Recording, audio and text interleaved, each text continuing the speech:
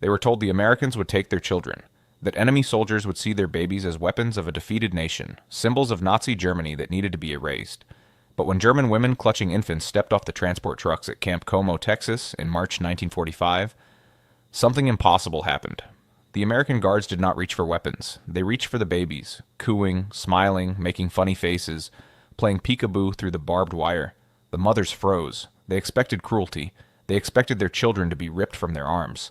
Instead, hardened soldiers became gentle, their rough hands surprisingly tender as they tickled tiny feet and made silly sounds to draw out baby giggles.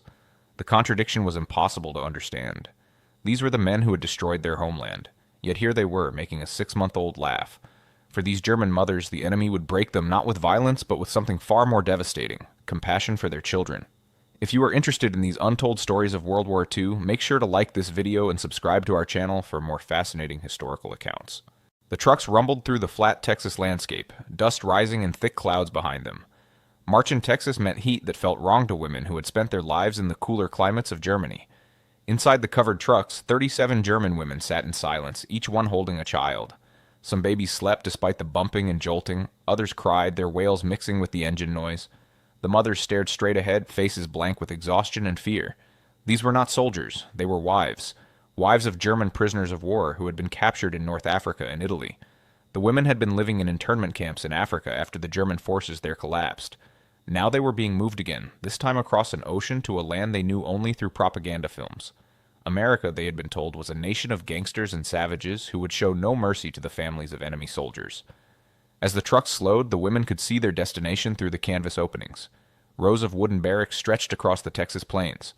Guard towers stood at the corners. Barbed wire fences enclosed everything. It looked like every prison camp they had imagined. The trucks came to a stop, and the canvas flaps were pulled back. Bright Texas sunlight flooded in, making the women squint and shield their babies' eyes. An American sergeant stood at the back of the truck, clipboard in hand. His uniform was crisp, his face unreadable behind dark sunglasses. Other guards stood nearby, rifles slung over their shoulders. The women clutched their children tighter. This was the moment they had dreaded. What would happen now? The first thing that hit them was the heat. Not the familiar warmth of a German summer, but a dry, pressing heat that seemed to come from the earth itself. The air smelled different, too. Dust and sage, unfamiliar plants, and underneath it all, the smell of cooking. Real cooking. Not the thin soups and hard bread they had eaten for months, but the rich smell of meat frying, bread baking, something that made their stomachs clench with hunger. The sounds were strange. American voices speaking in English, the words making no sense to ears trained only in German. But the tone was not harsh. Orders were given calmly, almost casually. No one was shouting. No one was hitting. The guards moved with relaxed confidence, not the tense aggression the women had expected. Greta Hoffman, holding her 8-month-old son Klaus, watched as one young guard approached the truck. He could not have been more than 22 or 23. He had freckles across his nose and red hair that stuck out from under his cap. When he saw Klaus, his entire face changed. The professional mask dropped away, replaced by a huge smile. "Hey there, little guy," the guard said in English, waving at the baby. Klaus, who had been fussing since dawn, stopped crying. He stared at this strange man with the funny face. The guard made another silly expression, crossing his eyes and sticking out his tongue. Klaus laughed, actually laughed, his first laugh in days.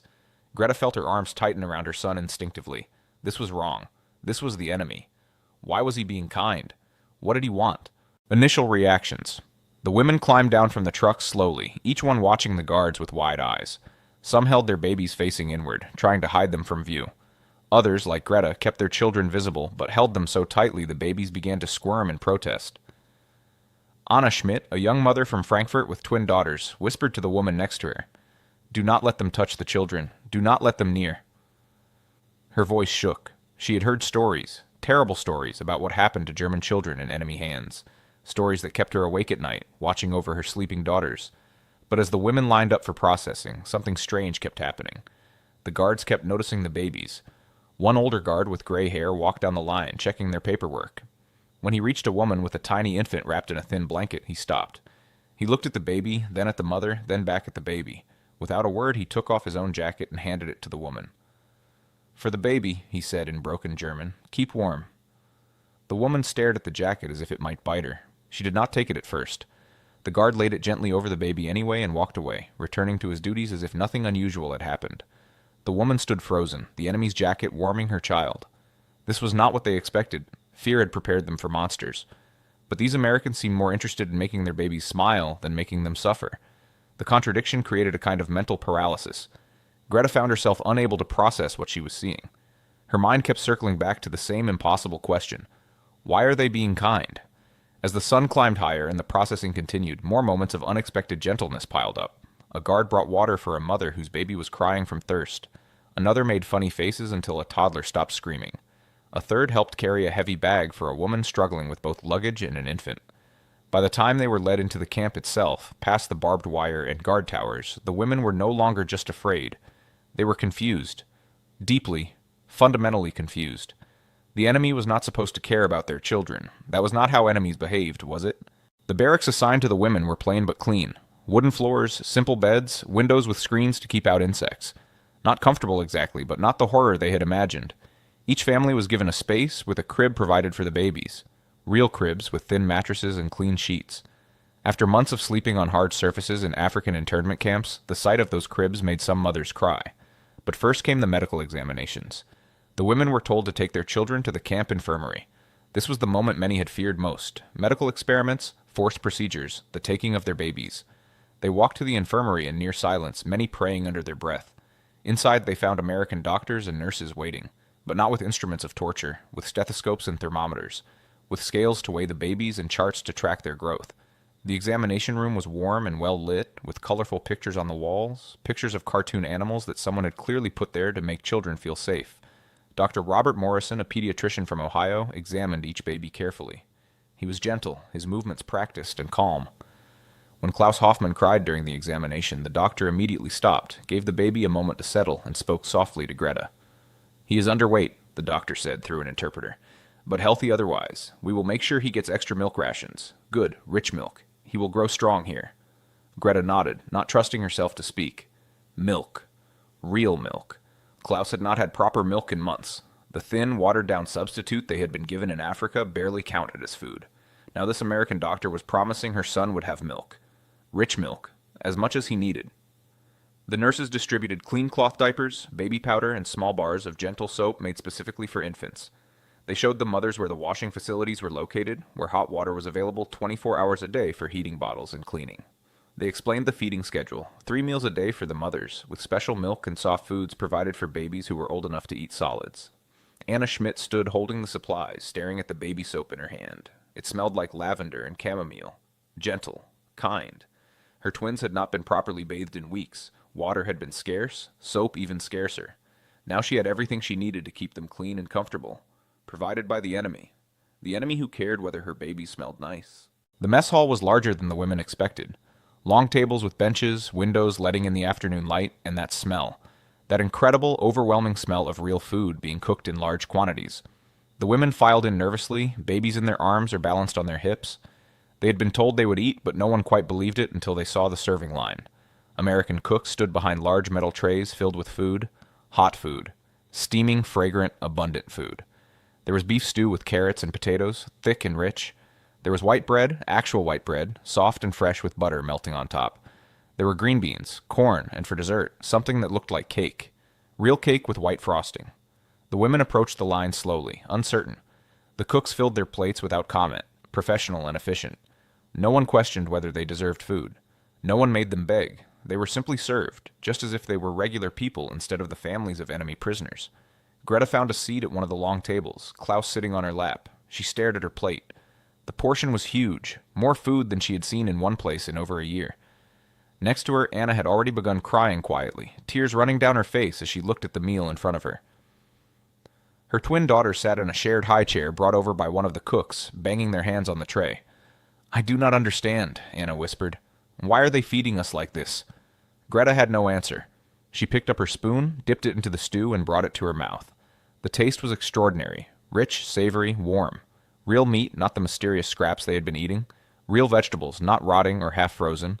She closed her eyes as she swallowed, and against her will, tears began to slip down her own cheeks. Around the hall, similar scenes played out. Women eating slowly at first, then faster, as if afraid the food might vanish. Some laughed through their tears, others sat in stunned silence. A few could not eat at all, too overwhelmed by the contradiction between what they had expected and what was happening. One of the cooks, a large man with kind eyes, came around with a pitcher of milk. Real milk, cold and white, nothing like the thin gray liquid they remembered. He poured glasses for the mothers and then asked through an interpreter if any of the babies were old enough for milk. When told that several were, he went back to the kitchen and returned with bottles, already warmed to the perfect temperature. Greta took the bottle with shaking hands. She tested it on her wrist, as mothers do, and found it perfectly warm. She gave it to Klaus, who grabbed it with both hands and began drinking with desperate enthusiasm. Greta watched her son, watched him drink real milk from a clean bottle in an enemy prison camp, and felt something break inside her chest. Not break with pain, but break. Open.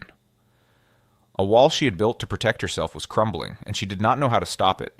The meal lasted an hour. When it was over, the women filed out slowly, many still carrying pieces of bread they could not finish, tucking them into pockets for later. Old habits from months of hunger. But as they left, each woman knew the same truth. They would be fed again tomorrow, and the day after. This was not a one-time kindness. This was the normal routine. The enemy planned to keep feeding their children, properly, consistently, as if their children's lives mattered. That first night after the babies were settled in their cribs, the women gathered in small groups, speaking in low voices. The barracks had lights, real electric lights that could be turned on and off with a switch on the wall. The beds had blankets, thin but clean, enough to keep warm even when the Texas night cooled down. There was even a small stove in each barrack for heating water. Greta sat on her bed watching Klaus sleep in his crib.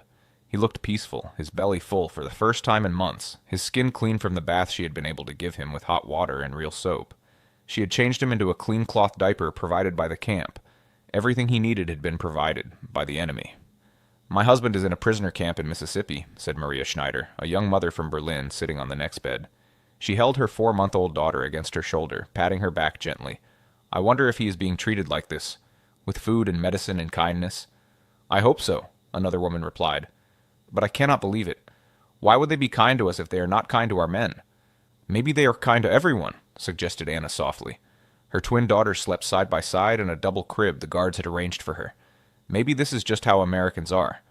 The suggestion hung in the air, too radical to accept easily. They had been taught that Americans were brutal, that democracy made people weak and immoral, that only German discipline and strength could create true order. But if Americans were weak, why had they won the war? And if they were brutal, why were they treating enemy mothers and babies with such unexpected gentleness? Outside, the Texas night hummed with crickets and the distant sound of guard boots on patrol. Inside, babies slept soundly, their bellies full, their diapers clean, their mothers lying awake, staring at the ceiling, trying to understand what kind of world they had entered. A world where the enemy played peekaboo with your child, where prison camp doctors worried about whether babies were underweight, where the smell of fresh bread drifted through the air every morning. Greta closed her eyes, but sleep did not come easily. The image kept playing in her mind, that young red-headed guard making silly faces at Klaus, making her son laugh. She had hated Americans since the war began, had blamed them for the bombs, the destruction, the death, but that guard had looked at her baby and seen a child, not an enemy, just a child who deserved to smile. It was easier to hate people who were cruel. Cruelty confirmed everything she had been taught, but kindness? Kindness was a weapon she had no defense against. The days fell into a rhythm quickly. Each morning began at 7 when a bell rang across the camp. Not a harsh alarm, but a gentle reminder that breakfast would be served soon. The women rose, changed their babies, and walked to the mess hall through the Texas morning. By the second week, the walk felt almost normal. Breakfast was oatmeal or eggs, toast with butter, milk, and coffee. Real coffee, hot and strong. The babies old enough to eat solid food were given mashed bananas or soft cereal mixed with milk. The mothers ate together, forming friendships, sharing stories about their children's small victories. First smiles, first giggles. The baby weight that was slowly returning to tiny bodies. After breakfast, there were chores, light work, nothing strenuous for women with young children. Some helped in the laundry, washing the endless piles of cloth diapers and baby clothes. Others worked in the kitchen, preparing vegetables for lunch or washing dishes. The work was paid, a few dollars a week in camp currency that could be spent at the canteen. The canteen was a revelation. A small building with shelves stocked with items the women had not seen in years. Chocolate bars, the American kind with sweet milk chocolate, cigarettes for those who smoked, magazines and books, though most were in English, small toys for children, rattles and soft balls and wooden blocks, writing paper and envelopes for letters home. Greta bought a chocolate bar during her second week.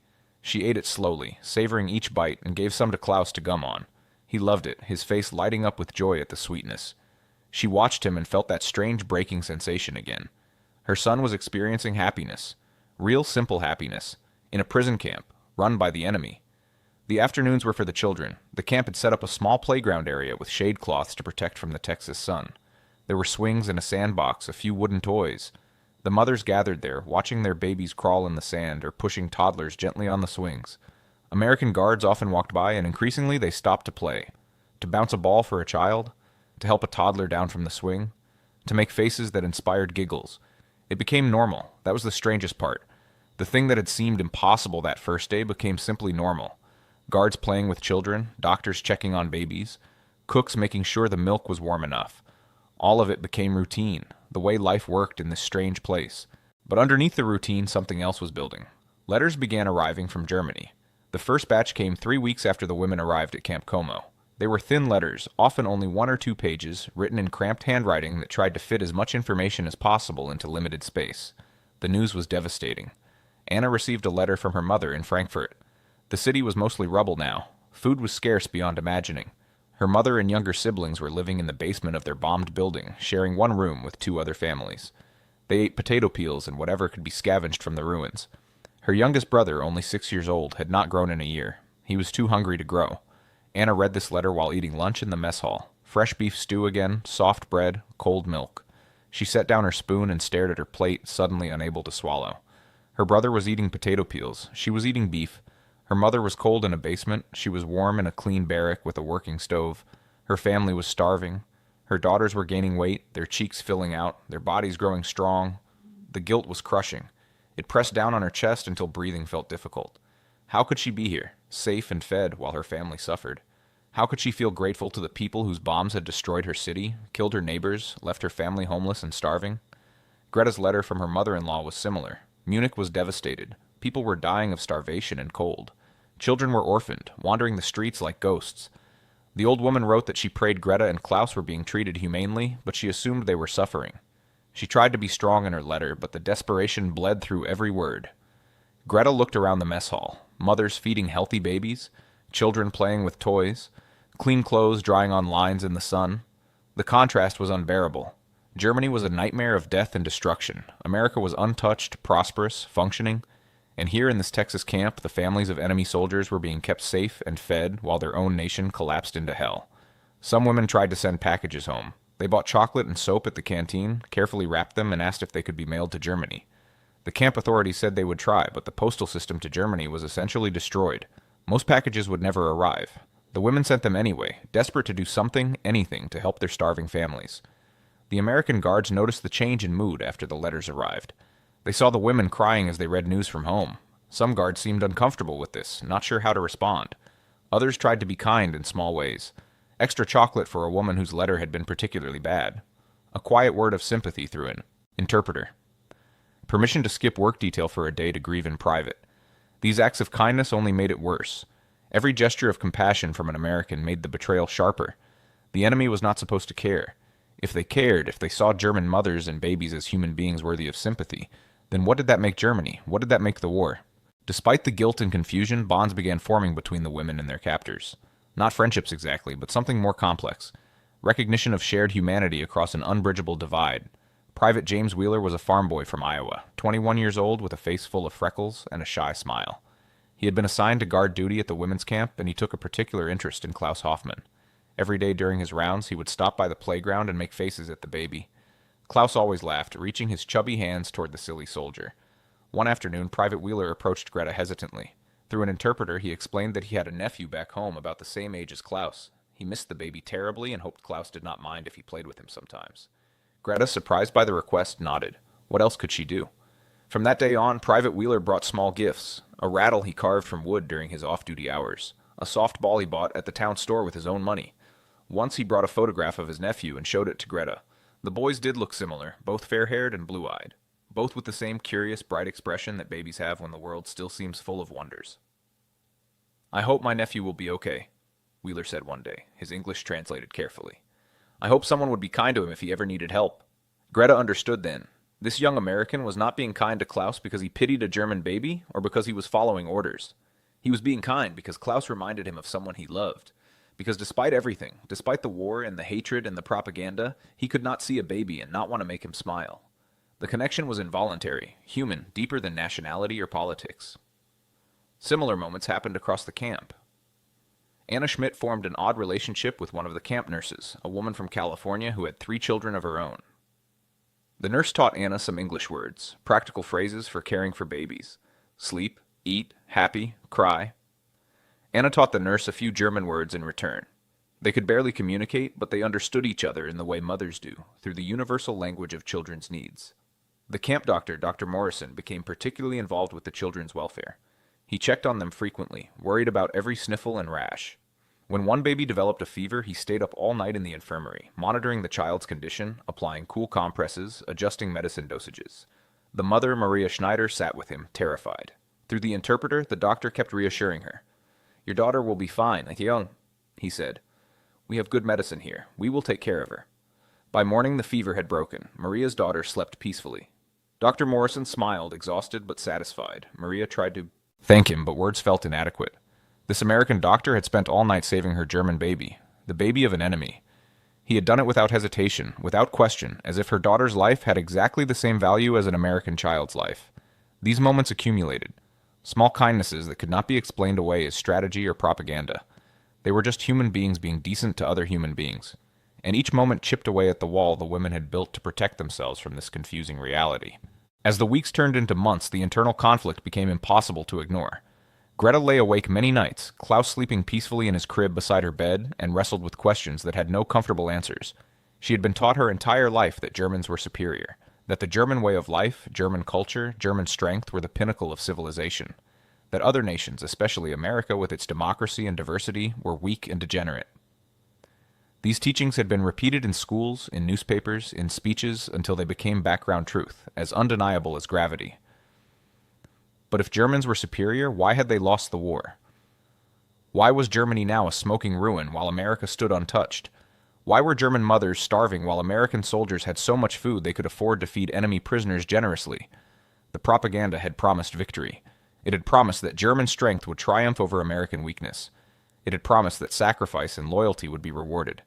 But none of those promises had come true. Instead, loyalty had led to death and destruction. Sacrifice had led to starvation. And the weak Americans had won. Even more disturbing was the treatment they received here. Greta had been taught that showing weakness, showing mercy, was a character flaw. That true strength meant being hard, unmerciful, willing to do whatever was necessary. The Americans showed mercy constantly. They were gentle with the babies. They worried about whether the mothers had enough to eat. They cared about things like comfort and happiness. According to everything Greta had been taught, this mercy should make Americans weak. But they had won the war. Their mercy had not made them weak. If anything, it seemed to make them stronger. The guards were relaxed, confident, secure. They did not need to be cruel to maintain control. Their power came from somewhere else, from a system that worked, from abundance that did not require theft, from confidence that did not require brutality. Greta found herself watching Klaus sleep and thinking dangerous thoughts. Her son was healthy here. He was safe here. He was growing here. If she had stayed in Germany with him, would he have survived? The honest answer made her throat tight. Probably not. Children were dying all over Germany, from starvation, from disease, from lack of medicine and warmth. Klaus would have been just another statistic. But here, in an enemy prison camp, her son was thriving. The contradiction was unbearable, yet undeniable. The enemy was keeping her child alive. Her own nation had led him toward death. The women began talking about these contradictions in hushed conversations after lights out. Not all of them. Some refused to question what they had been taught, clinging to the old certainties with desperate faith. But many, especially the younger mothers, could not avoid the questions any longer. "My husband wrote to me," Anna said one night. She sat on her bed, her twin daughters asleep in their crib. "He is in a camp in Mississippi. He says the American guards treat them well. They have sports teams, a library. They can take classes. He said it is better than some German army barracks he stayed in during the war." The other women listened in silence. The idea that German soldiers were being treated well by American captors should have been impossible, yet many had received similar letters. Husbands and brothers writing from camps across America, reporting adequate food, medical care, even entertainment. The reports matched what the women were experiencing themselves. "But why?" Maria asked. Why do they treat us this way? What did they gain from feeding us well and caring for our children?"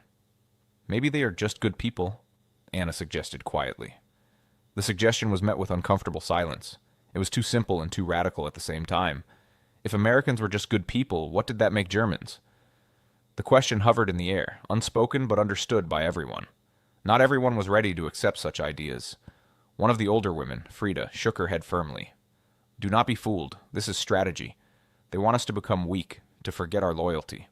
When we return to Germany, they want us to spread doubt and weakness among our people. That is the only reason for this false kindness. Greta considered this. It made sense in a way. Except that the kindness did not feel false. Private Wheeler's joy when Klaus laughed seemed genuine.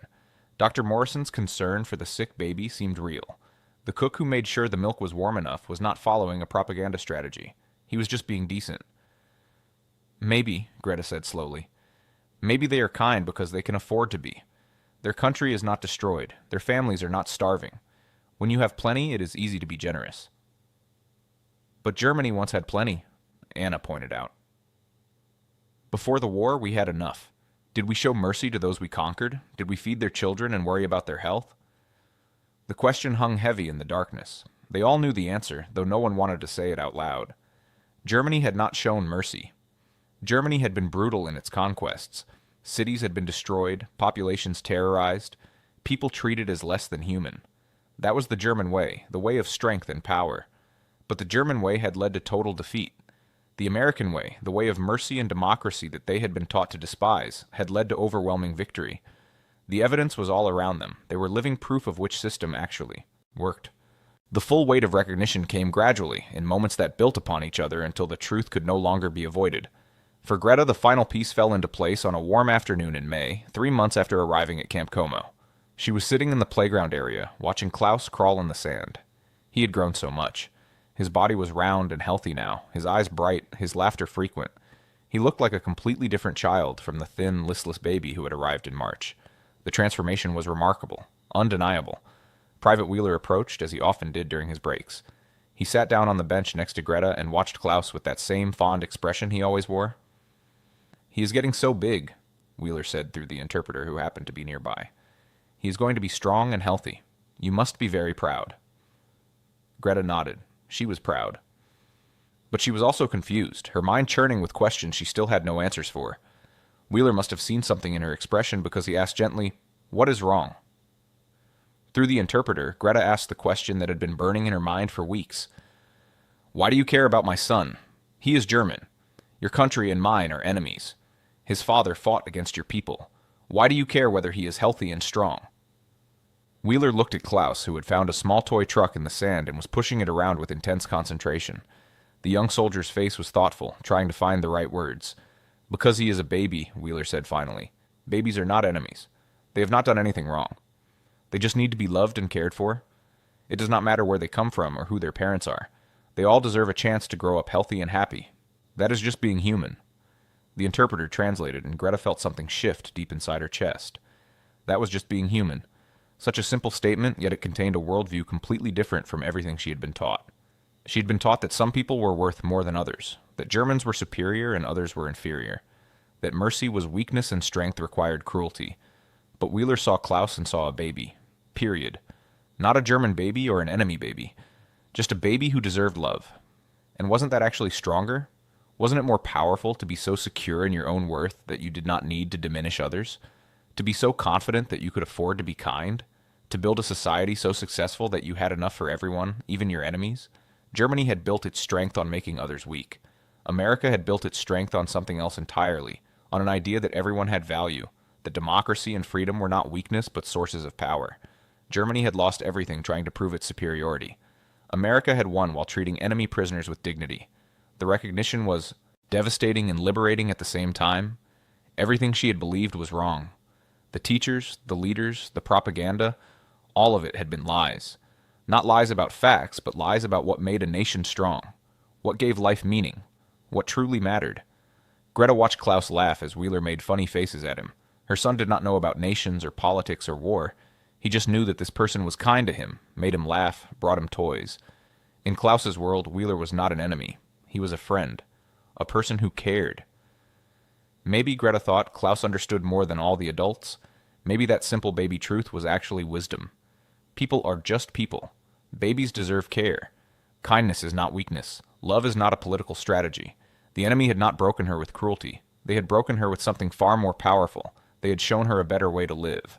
The full revelation came to Greta on a Sunday afternoon in June. The camp had organized a small celebration for the children, a simple party with cake and games. The cooks had made a large sheet cake with white frosting. There were balloons, though they were scarce even in America. The guards had set up simple games, a ring toss, and a ball throw. The mothers dressed their babies in the cleanest clothes they had. Klaus wore a little outfit that Private Wheeler had given him, a tiny shirt and pants that Wheeler's sister had sent from Iowa when she heard about the German baby her brother had befriended. Greta had cried when Wheeler gave her the package, overwhelmed by the generosity of a woman she would never meet who cared about Klaus simply because he was a child who needed clothes. The party was modest by American standards, but to the women it was magical. The babies sat on blankets in the shade, laughing and playing with toys. The toddlers ran around chasing balloons. The mothers ate cake and drank coffee, for a moment forgetting they were prisoners, forgetting the war, forgetting everything except the simple joy of watching their children play. The guards participated fully. They played games with the children, took turns holding babies, helped serve cake. Private Wheeler carried Klaus around on his shoulders, the baby shrieking with delight. Dr. Morrison sat on a blanket with Maria's daughter on his lap, letting her grab his stethoscope. The California nurse sang a silly American children's song that made the babies laugh even though they did not understand the words. Greta stood at the edge of the celebration, watching everything with tears streaming down her face. She did not try to hide them. Anna stood next to her, also crying, her twin daughters playing at their feet. "This is what life should be like," Anna said softly. "Children playing. Mothers not worried about where the next meal will come from. People being kind to each other. This is what we should have been building all along." Greta nodded. She understood completely. Everything Germany had built, all the power and pride and supposed strength, it had all been directed toward the wrong goals. They had built weapons instead of prosperity. They had built hatred instead of community. They had built empire instead of peace. And what had it accomplished? Germany was destroyed. Millions dead. Cities in ruins. Children starving. All that power, all that supposed superiority, had led only to death and defeat. Meanwhile, America, with its democracy and diversity and mercy, stood victorious and prosperous, able to throw parties for enemy children. The truth crystallized in that moment, sharp and clear and undeniable. Germany had been wrong. Not just wrong about military strategy or political alliances, wrong about everything fundamental. Wrong about what makes people strong. Wrong about how to build a society. Wrong about the nature of power itself. Real power did not come from making others afraid. It came from making life good for your own people, so good that you had abundance to spare even for enemies. Real strength was not brutality, it was the security to be gentle. Real victory was not conquest, it was building something worth defending. Greta watched Private Wheeler carefully lower Klaus from his shoulders. The young soldier was red-faced and sweating from playing with the children, but he was smiling, genuinely happy. He handed Klaus back to Greta, and the baby reached for his mother with trusting arms. "Thank you," Greta said in careful English. She had been learning, slowly, picking up words from the guards and the nurses. "Thank you for being kind to my son." Wheeler's smile widened. "He is a good kid," he said. Then hesitantly, "I hope when you go home you can tell people about this, about how we tried to be decent. I hope maybe it helps somehow." Greta nodded, not trusting herself to speak. She would tell people. She would tell everyone. She would tell them that the enemy fed their children when their own nation let them starve. She would tell them that American soldiers played with German babies. She would tell them that everything they had been taught was a lie. The truth would be hard for people to accept. Some would call her a traitor, but she owed it to Klaus, to all the children, to speak the truth. The real betrayal would be staying silent, letting the lies continue, allowing another generation to grow up believing that strength meant cruelty and mercy meant weakness. As the sun set over the Texas plains and the party wound down, Greta held Klaus close, breathing in his baby smell, feeling his warm weight against her chest. He was alive and healthy because of the people she had been taught to hate. The irony was almost unbearable, but it was also undeniable truth. The enemy had not broken her with violence. They had broken her with cake and kindness, with peekaboo games and warm milk, with clean diapers and gentle doctors. They had broken her by showing her what life could be like when people chose compassion over cruelty, abundance over conquest, dignity over domination, and in breaking her they had freed her from lies she had not even known she believed. As summer turned toward autumn, talk of repatriation began. The war in Europe had been over for months. Germany was occupied, divided, slowly beginning the long process of rebuilding. The prisoners of war, both the soldiers in camps across America and their families, would soon be sent home. The news should have brought joy. Going home. Reuniting with families. But for the women at Camp Como, the announcement brought mostly fear and sadness. They were comfortable here. Their children were healthy here. Going back to Germany meant returning to hunger, cold, ruins, and uncertainty. Greta lay awake at night, Klaus sleeping peacefully beside her, and tried to imagine their return to Munich. What would they find? Her mother-in-law had written that their apartment building was completely destroyed. They would be homeless. Food was still scarce. Winter was coming, and there was little fuel for heating. Klaus had spent his entire life in the relative comfort of this Texas camp. He had never known cold or hunger. How would he survive in the ruins of Germany? More troubling were the questions about her husband. He was being held in Mississippi, scheduled for repatriation around the same time as his family. What kind of man would he be after years as a prisoner? Would he blame her for being safe while Germany suffered? Would he understand what she had learned here, or would he cling to the old beliefs, the old hatreds? And what would she tell him about the Americans? How could she explain that the enemy had been kinder to their son than their own nation had been? Would he see it as she did, as proof that everything they believed was wrong? Or would he see it as weakness, as betrayal? Some women whispered about trying to stay in America, finding ways to delay repatriation, applying for residency, claiming they had no home to return to. The camp authorities gently but firmly explained that this was not possible. They were prisoners of war, not immigrants. They would be returned to Germany as soon as arrangements could be made. The final weeks at Camp Como were bittersweet. The women tried to prepare themselves mentally and practically. They saved their camp earnings to buy supplies to take back to Germany, soap and chocolate and cigarettes that could be traded for food or shelter. The guards and staff, learning of the impending departure, became even more generous, helping the women pack extra blankets and baby clothes. Private Wheeler gave Klaus one final gift, a small stuffed bear that his nephew had outgrown. Greta accepted it with tears, knowing it was more than a toy. It was a symbol of everything this place had been. A reminder that even in the middle of the worst war in history, people could still be kind. The journey back to Germany in November 1945 was long and exhausting. First by train across Texas to the coast, then by ship across the Atlantic, the same route they had taken a year earlier, but now in reverse. The ship was crowded with repatriating prisoners and their families, everyone returning to an uncertain future. When the coast of Germany finally appeared on the horizon, many women wept, but these were not tears of joy. They were tears of dread and grief. The homeland they were returning to was not the Germany they had left. It was a corpse of a nation, defeated, occupied, broken beyond recognition. The reality was worse than anyone had imagined. The processing camps in Germany were chaotic, overwhelmed with refugees and returning prisoners. Food was scarce, distributed in small rations that would not have fed a child properly, let alone a nursing mother. The cold was bitter, and there was little fuel for heating. Greta reunited with her husband in December. He was thin, gaunt, his eyes hollowed by years of captivity. But he had been treated well in Mississippi, he told her.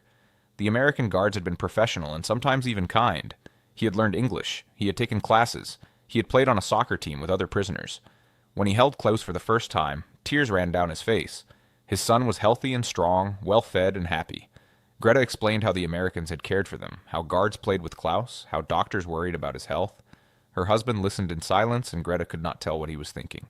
Finally he spoke. "They were kind to me too," he said quietly. "I did not want to believe it. I kept waiting for cruelty that never came. It made me question everything." Greta felt relief wash over her. He understood. They had both experienced the same impossible kindness. They had both been forced to face the same uncomfortable truths. They found shelter in the basement of her mother-in-law's destroyed building, sharing the space with 3 other families. The conditions were terrible. Cold, crowded, with barely enough food to survive. But they survived because of what they had brought from America. The soap and chocolate and cigarettes they had saved became currency, traded for firewood and vegetables and bread. Klaus struggled with the cold and hunger. He cried more, slept fitfully, his body confused by the sudden deprivation after months of abundance. But he survived. Many children did not. Greta watched other mothers bury babies who simply could not adapt from malnutrition to worse malnutrition. She held Klaus tighter, grateful for every day he continued breathing. The stuffed bear Private Wheeler had given Klaus became precious beyond measure. It was the only toy, the only soft thing in a world of hardness. Klaus slept with it every night, clutching it like a lifeline. Sometimes Greta would look at that bear and remember Texas. The warm sun, the smell of fresh bread, the sound of children laughing. It seemed like a dream now, impossible to believe it had been real. The years passed. Germany slowly rebuilt. The occupation ended. The economic miracle began. Greta and her husband raised Klaus and later 2 more children. They worked hard, saved carefully, built a modest but comfortable life in the new Germany. But Greta never forgot Camp Como. She never forgot Private Wheeler making funny faces at Klaus. She never forgot Dr. Morrison staying up all night to care for a sick German baby. She never forgot the smell of fresh bread and the taste of real chocolate and the feeling of holding her son while he was clean and warm and fed. As Klaus grew older, she told him the story. Carefully at first, unsure how to explain such complicated truths to a child, But Klaus needed to know. He needed to understand that the world was more complex than hate and loyalty, that enemies could be kind and friends could be cruel, that the truth mattered more than comfortable lies. She told him about the American soldier who brought him toys and made him laugh. She told him about the doctor who cared whether German babies were healthy. She told him about the nurse who taught his mother English words. She told him that when Germany had offered only death and hunger, America had offered life and hope. Klaus listened, holding the old stuffed bear that was now threadbare from years of love. Why did they do it? He asked. Why were they kind to us when we were enemies? Greta thought carefully before answering. Because they saw you as a baby first, she said finally. Not as a German baby or an enemy baby. Just a baby who deserved to be loved and cared for. That was just being human. The lesson Klaus learned from that story shaped his entire life. He became a teacher, dedicated to educating young people about democracy and human rights. He taught his students that strength does not come from cruelty, that mercy is not weakness, that seeing the humanity in everyone, even enemies, is the foundation of true civilization. Anna Schmidt's twin daughters grew up hearing similar stories. They became social workers, dedicating their lives to helping refugees and displaced people. They said their mother taught them that kindness to strangers was not naive but essential, that the world needed more people who would feed hungry children regardless of where those children came from. Maria Schneider, whose daughter's fever Dr. Morrison had cared for so carefully, named her second daughter after the American nurse who had been kind to her in Camp Como. When that daughter asked about her unusual name, Maria told her the story of how an enemy nurse taught her that medical care was a human right, not a privilege reserved for the victorious. The impact rippled forward through generations. The children raised by mothers who learned mercy from their enemies grew up to value compassion over conquest. They rejected the old hatreds and the old certainties. They built a new Germany, one based not on supposed superiority but on recognition of shared humanity. In Furry, the 1980s, Klaus traveled to America for the first time. He went to Texas specifically, to the area where Camp Como had been. The camp was long gone, replaced by a suburban neighborhood, but he stood on that Texas plain and remembered what his mother had told him about the place. How she had arrived terrified and left transformed.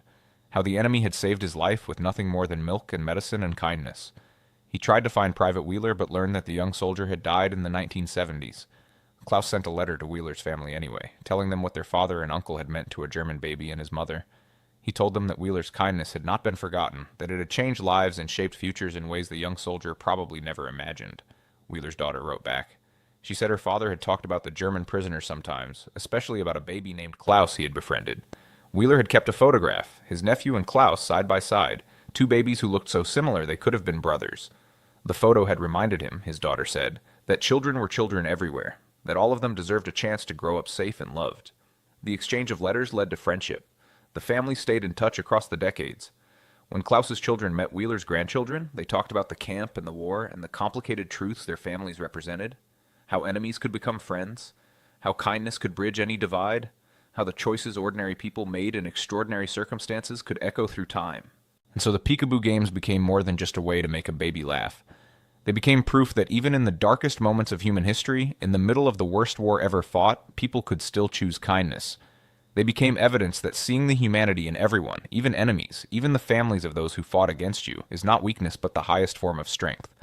For those German mothers, the memory of American soldiers playing with their babies became a truth that could not be unlearned. They had been taught that mercy was weakness and cruelty was strength.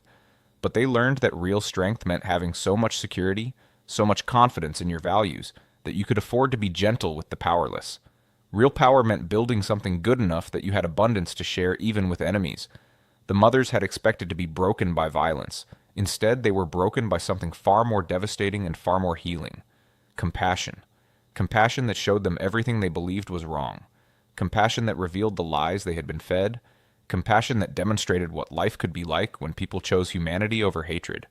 Years later, in the 1990s, Greta was interviewed by a historian researching prisoner of war experiences. She was an old woman then, Klaus grown with children of his own. The historian asked her about the most difficult moment of her captivity. Greta thought for a long time before answering. The most difficult moment, she said finally, was when I realized the enemy was better to my son than my own nation had been. That broke something inside me that could never be repaired. But it also freed me from believing lies. It showed me what we should have been building all along. Not conquest and cruelty, but community and kindness. She paused, remembering. That young American soldier who played with Klaus, Private Wheeler, he told me something I have never forgotten. He said that babies are not enemies, they are just babies who deserve to be loved. That was just being human. Such a simple truth, but it changed everything. Because if you can see the humanity in enemy babies, you can see the humanity in everyone. And once you see it, you cannot unsee it. The historian asked if she ever felt guilty about receiving such good treatment while other Germans suffered. Greta nodded slowly. Every day, she admitted. But then I realized something. The Americans did not treat us well to punish other Germans. They treated us well because that is who they were. They had built a society with enough abundance that they could afford to be generous. They had values that said even enemy children deserved care. Our guilt should not be about receiving kindness. Our guilt should be about building a system that made us enemies of kindness in the first place. That truth, uncomfortable as it was, became the foundation for everything that came after. Germany rebuilt not by clinging to old hatreds, but by learning from the mercy its enemies had shown. The mothers who experienced American compassion in prison camps raised children who understood that strength and kindness were not opposites, but partners. Those children built a new Germany, one that valued human dignity over national pride, cooperation over conquest, peace over power. The story of German POW mothers and the American soldiers who played with their babies is not a comfortable story. It does not fit neat narratives about good guys and bad guys. It reveals the complicated reality that even in war, even between enemies, humanity can survive if people choose to honor it. It shows that the most powerful weapon is not violence, but the courage to see others as human beings worthy of dignity. And that is the story worth remembering, not just as history, but as a lesson for today. Because the choice those American guards made, to see German babies as children who deserved kindness rather than as symbols of an enemy nation, is a choice we all face every day. Do we see the humanity in those who are different from us, who disagree with us, who even oppose us? Or do we reduce them to categories and enemies? The answer matters, because as those German mothers learned in a Texas prison camp in 1945, choosing humanity over hatred, compassion over cruelty, dignity over domination is not just morally right, it is practically powerful. It builds something lasting. It creates a future worth inheriting. If this story moved you and made you think about history in a new way, please like this video and subscribe to our channel. We share these true accounts from World War II because they contain lessons that still matter today. These stories remind us of both the worst and best of human nature, and in remembering them, we honor both the victims and those who chose kindness when they could have chosen cruelty. Thank you for watching, and we will see you in the next story.